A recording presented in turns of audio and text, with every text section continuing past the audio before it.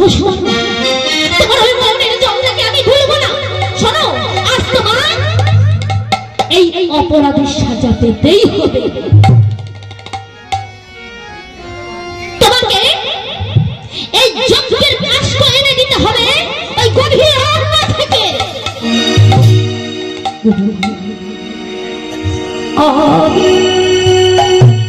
আমি যজ্ঞের কাষ্ঠ এনে দেব গুরুমা,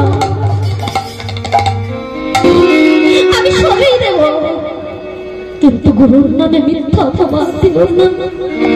আমি যে আর সহ্য করতে পারবো না। কৃষ্ণ মনে মনে ভাবছে, সুদামা তুই আমায় চুরি করতে পাঠালি বন্ধু, তুই আমার গিয়ে গুরুমাকে নিয়ে আমায় ধরিয়ে দিলি।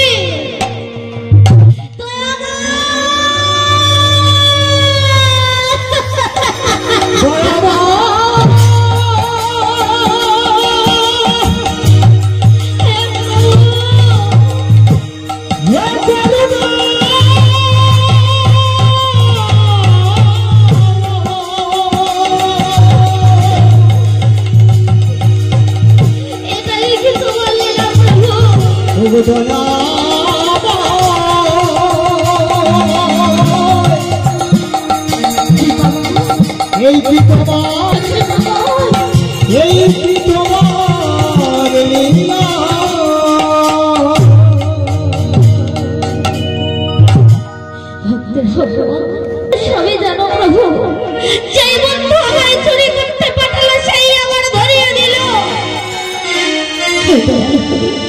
তবে কি এটাই কি হওয়ার ছিল? বলো না, বলো না প্রভু, বলো না।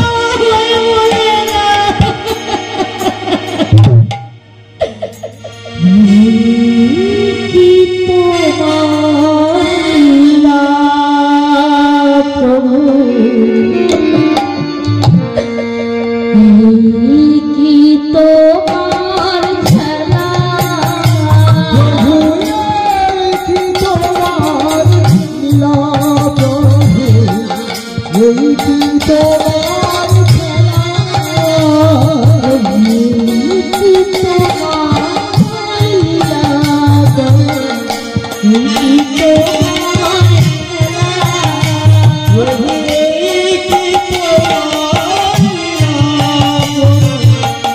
এই কি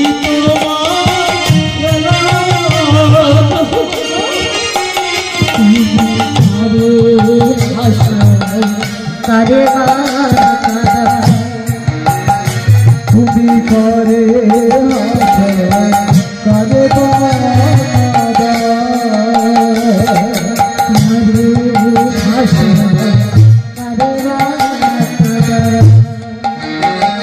তুমি করে হাসা করে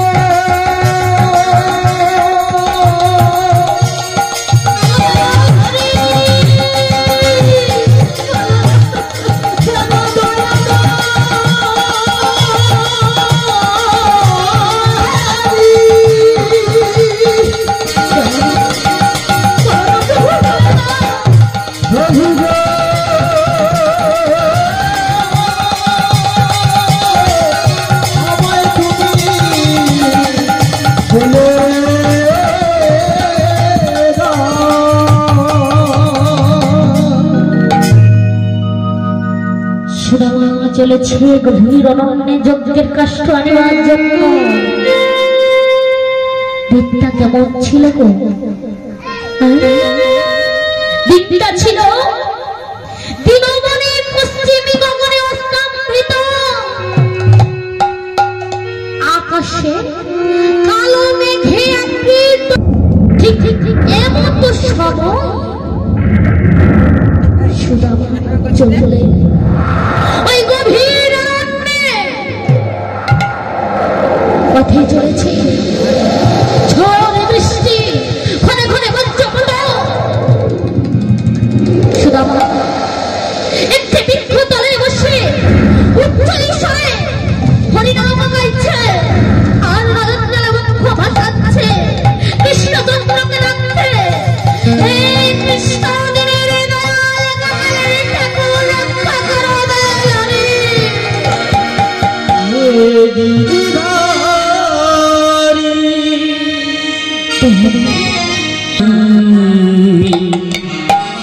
এই অলৌকিক বিপদ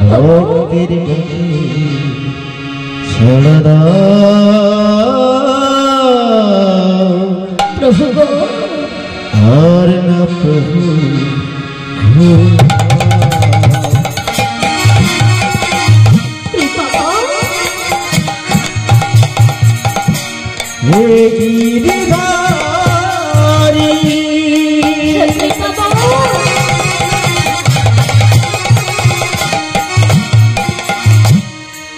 তুমি বাকি বিহারি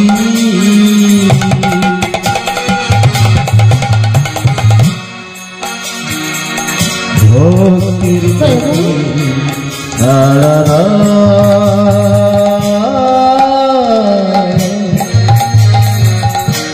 আর প্রভু নয়নের জলে আমি ডাকি তোমারে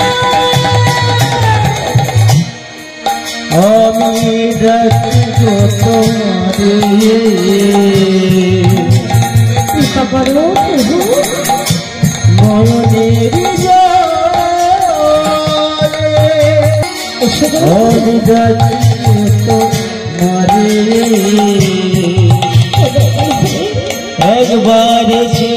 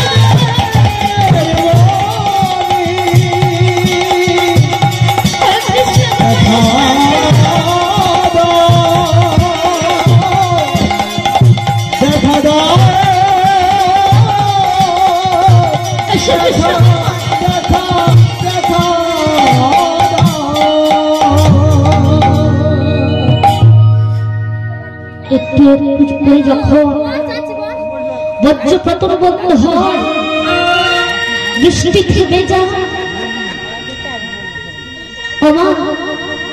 তখন সুদামা কি করে গো একটি একটি করে যজ্ঞের কাষ্ঠ আরোহণ করে লতা পাতা দিয়ে সেগুলি মস্তকে তুলে নিয়েছে চলেছে আশ্রমের দিকে পথে চলেছে আর বলছে কৃষ্ণ গোপাল সহজে তোমার লীলা ছিল প্রভু যতই দুঃখ দাও না কেন দয়াল হরি শক্তি দিও প্রভু